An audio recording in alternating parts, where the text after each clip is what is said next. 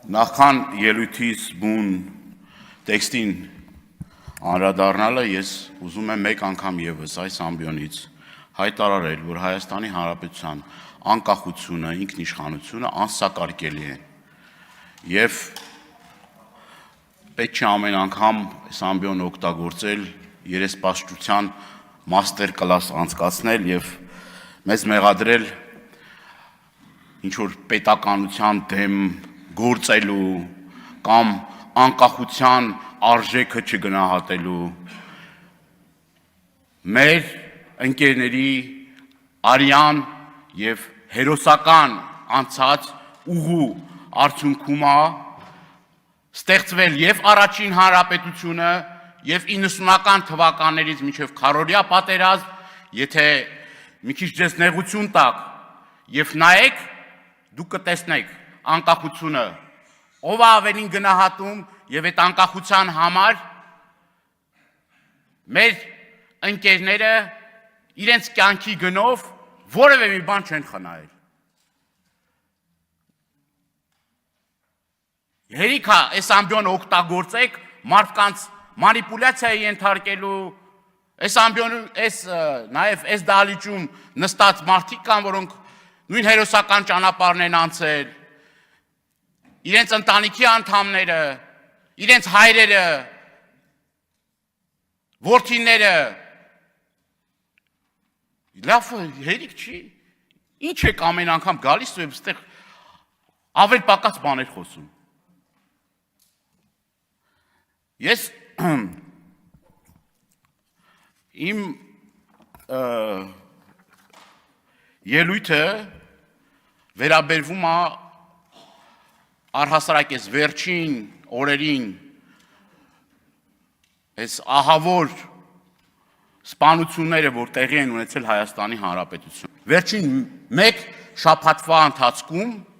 4 սպանության դեպք։ Եվ փոխանակ իշխող ուժը զբաղվի նրանով, որ ոչ թե, չգիտեմ, մանր ուչաստկովի կամ չգիտեմ վարչության պետ աշխատանքից ազատելով, այլ ի վերջո այդ խնդիրները վերհանելու անկառավարելի այս քաոտիկ իրավիճակը կարգավորելու ես ապշած եմ ուղղակի։ Ապշած եմ ձեր վերաբերմունքից։ Հանցագործությունների կրկնակի աճ։ Նայեք վիճակագրական տվյալները։ Սա ահասարսուր պատկեր է։ Ռազմոյ, կրակոցներ, գողություն, հաշվեհարդար եւ ամեն անգամ մենք պատկան մարմիններին ասել ուղղորդում ենք, ասում ենք, որ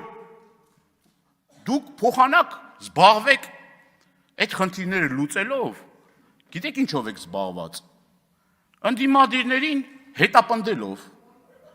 զբաղված եք նրանով, մենք էլ մեր մաշկի վրա զգում ենք, էլի դա,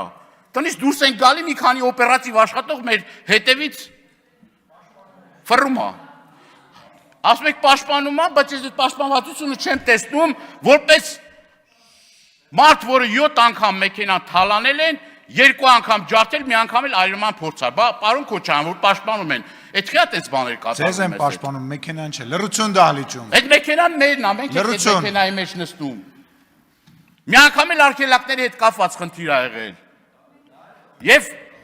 այս խնդիրները ես ոչ թե իմ անձի վրա եմ ուզում կենտրոնացնել այդ ամեն ինչը, այլ ցույց տալու, որ դուք ոչ թե զբաղված եք նրանով, որ օրինակ կանչեք ոստիկանապետին, կանչեք իրապահ համակարգի ներկայացուցիչներին եւ պահանջեք,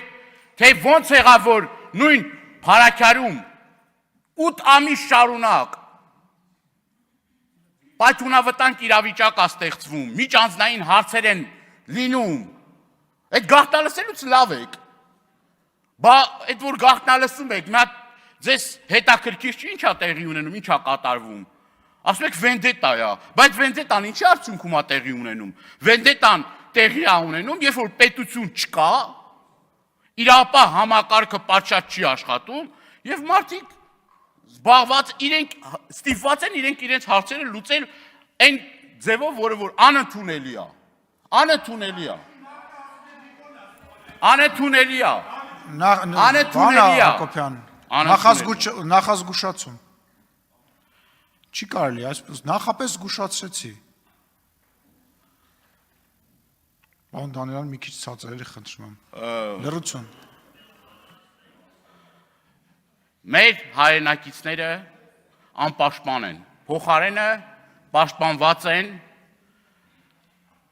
իշխանության ամենաբարձր օղակներում գտնվող անձիկ։ Տեսեք ոստիկանական համակարգը ինչով է զբաղված։ Կառավարության շենքի մոտ հազարավոր ոստիկաններ, դաչայի մոտ հազարավոր ոստիկաններ, միջպետական ճանապարհի վրա, երբ որ պաշտոնյաները գնում են, ուրեմն ամբողջ ճանապարհի երկայնքով ոստիկաններ են, հազարավոր ոստիկաններ են շարված։ Այդ ոստիկաններն էլ քիչ է, մի հատ էլ փրկարար ծառայությունից են մարդ բերում է, կենդանի պատ են ստեղծել։ Եվ այս կրիմինագեն իրավիճակը, որ Հայաստանում կա, կրկնում եմ, մեր քաղաքացին իրեն անպաշտպան ազգում։ Սիրելի հայրենակիցներ, ես ձեզնից ստանում եմ հարյուրավոր նամակներ նրա մասին, որ դուք չեք վստահում իրավապահ համակարգին, եւ այս վիճակագրական տվյալները որ կա, ամենաչնչին պատկերն է դրա, որովհետեւ ձեզ չեն վստահում։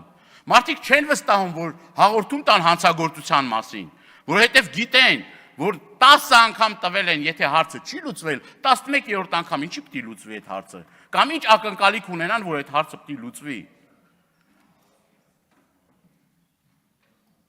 Նույնը նաև վերջերս նաև տեղեկություններ ստացանք էկոպարեկային ծառայության կողմից, ուրեմն որ այսպես գովելի էկոպարեկային ծառայության կողմից զբաղված են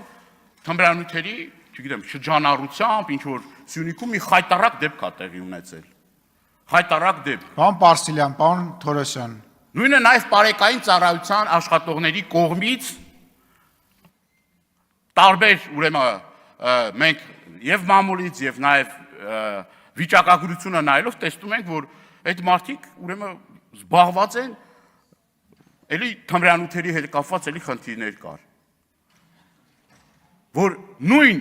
պարեկային ծառայության աշխատողը ներգրաված է եղել։ Ներգրաված է եղել։ Եվ խնդրում եմ մի խանգարեք էլի, ես ճիշտ ասում մի խանգարեք։ Ես ասել եմ, ինչքան խանգարեք, այնքան պարոն Դանիելյանը խոսելու է։ Հեսա 10 րոպե եմ ավելացնելու։ Շատ էլ լավ կանեք։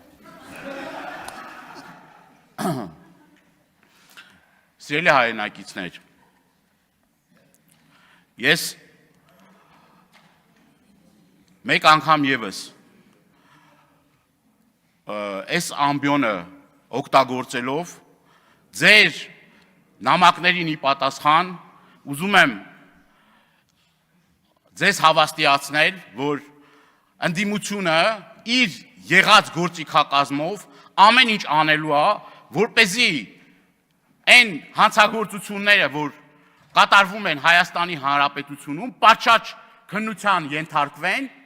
եւ մեղավորները խստագույնս պատասխանատվության ենթարկվեն։ Կրկնում եմ, այս ամենաթողության բարդակ վիճակը պիտի վերջ տրվի։ Դպրոցներում էլի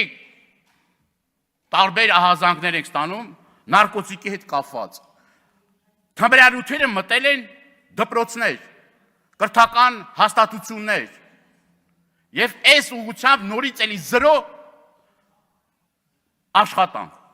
Չկա, չենք տեսնում։ Չենք տեսնում այդ աշխատանքը։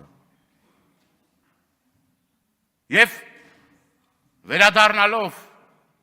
այդ թեմային, որը վերաբերվում է Փարաքարին, Սա ոչ թե պետք է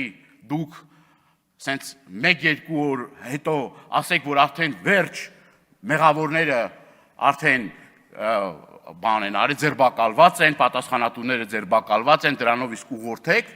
այլ դիպաչաճ քննություն գնա եւ իրապես բոլոր մեղավորները պետք է պատասխանատվության ենթարկվեն։ Շնորհակալություն։